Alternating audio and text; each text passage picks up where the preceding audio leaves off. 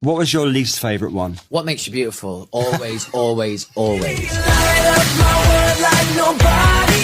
Louis, it is a good record. Okay, The world of British radio is undergoing a quiet but powerful transformation. At the center of this shift are two familiar voices, Zoe Ball and Scott Mills, whose careers reflect a much bigger story about how audiences, technology, and media habits are evolving. This is not just about presenters changing roles. It is about the future of radio itself, and how institutions like the BBC are adapting to survive in a digital-first world. take your word for it. I'm not undermining the journey, because obviously it worked out great. But also performing that always felt so eggy. Like at the time, I was 18. Yeah. It wasn't the coolest thing to be in a boy band. And then What defined the era of Zoe Ball on BBC Radio 2? Zoe Ball brought a vibrant and energetic style to the breakfast show on BBC Radio 2. Her approach was built on personality-driven entertainment, blending music, humor, and emotional connection.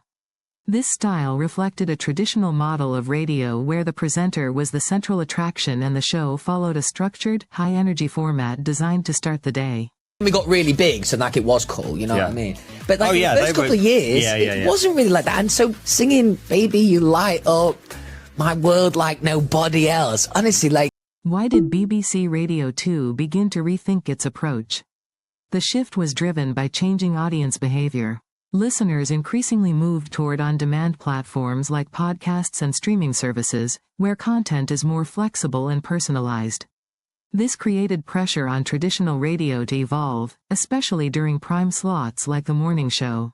It wouldn't be out of place in a Disney film, so it felt a little corny. You know? I hear you. But it was a great song, and I probably have my whole career to thank for it, so there you go. I thought you were going to say Kiss You. Nowhere near as bad as What Makes You Beautiful. What role did listener data play in shaping decisions? Modern broadcasting relies heavily on analytics. Audience retention, listening duration, and demographic trends all influence programming. Subtle declines or shifts in listener habits can signal the need for change, especially when younger audiences begin to disengage from traditional formats. I mean, we had some pretty botched album tracks in the day. I love you. Up All Night, actually the first record was named after. That was a bad song. Why was this period seen as a turning point for Radio 2?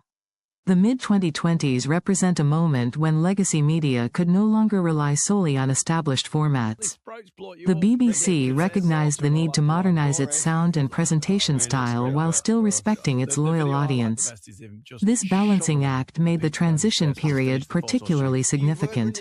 How does Scott Mills represent a different broadcasting style? Scott Mills is known for a more conversational and relatable tone. Unlike the theatrical energy of traditional breakfast radio, his approach feels closer to podcasting, where the presenter speaks with the audience rather than performing for them. This style aligns more closely with modern listening habits. Why was Scott Mills considered a strategic choice for Radio 2? Having built his career on BBC Radio 1, Scott Mills understands younger audiences while also appealing to older listeners.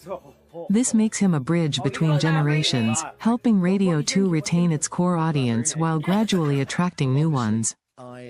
How did his background influence his ability to modernize the station? His experience on Radio 1 gave him tools to adapt quickly to cultural and technological changes. He understands pacing, audience interaction, and how to integrate humor and storytelling in a way that feels natural rather than scripted. What are the key differences between traditional radio and modern audio content? Traditional radio is linear and scheduled, meaning listeners must tune in at a specific time. Modern audio content is flexible and available on demand. This shift changes how people engage with content, making convenience and personalization more important than ever. How is the BBC responding to digital competition? The BBC has invested in platforms like BBC Sounds, aiming to combine live broadcasting with on-demand listening. This hybrid model allows the organization to remain relevant in a landscape dominated by streaming services. What impact does a major presenter transition have on national broadcasting? Changes at the top level can trigger wider shifts across schedules and formats. When a major voice moves or a show is restructured, it often leads to a ripple effect that influences other programs, audience expectations, and even the overall identity of the station. How are audience demographics shaping the future of radio? Different age groups consume media in different ways. Younger listeners prefer flexibility and digital access, while older audiences often remain loyal to traditional formats. Successful broadcasters must find ways to serve both groups without alienating either. What does this transformation mean for the future of radio? Radio is not disappearing, but it is evolving. The focus is shifting from live-only broadcasting to a blended model that includes streaming, podcasts, and interactive content. Presenters are becoming less like performers and more like companions in everyday life.